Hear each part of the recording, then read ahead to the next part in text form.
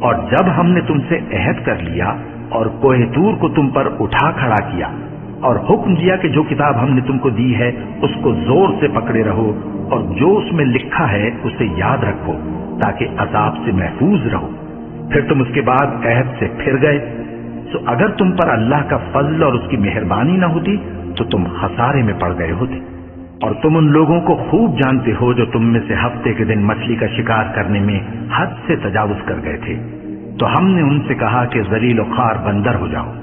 اور اس قصے کو اس وقت کے لوگوں کے لیے اور جو ان کے بعد آنے والے تھے عبرت اور پرہیزگاروں کے لیے نصیحت بنا دیا۔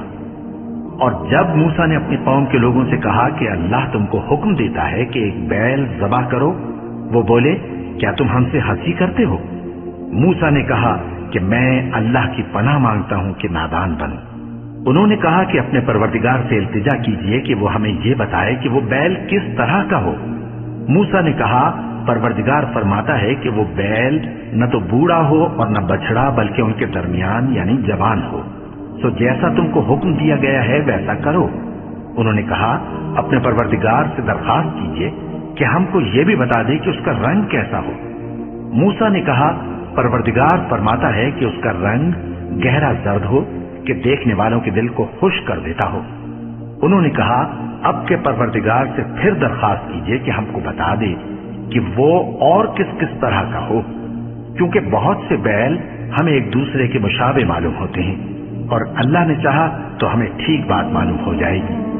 موسیٰ نے کہا کہ اللہ فرماتا ہے کہ وہ بیل کام میں لگا ہوا نہ ہو، نہ تو زمین جوتتا ہو اور نہ کھیتی کو پانی دیتا ہو، بے عیب ہو، اس میں کسی طرح کا داغ نہ ہو۔ کہنے لگے اب تم نے سب باتیں درست بتا دیں؟ غرض بڑی مشکل سے انہوں نے اس بیل کو ذبح کیا، جبکہ وہ ایسا کرنے والے لگتے نہ تھے۔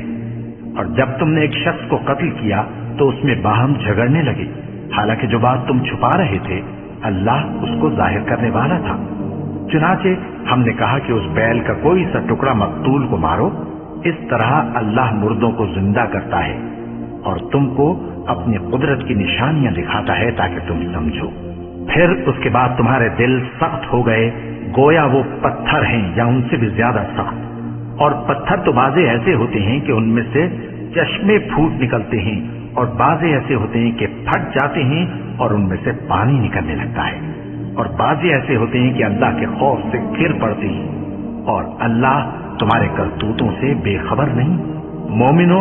کیا تم امید رکھتے ہو کہ یہ لوگ تمہارے دین کے قائل ہو جائیں گے؟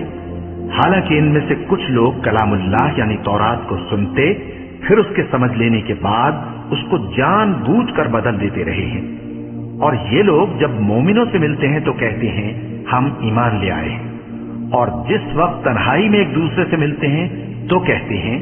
جو بات اللہ نے تم پر ظاہر فرمائی ہے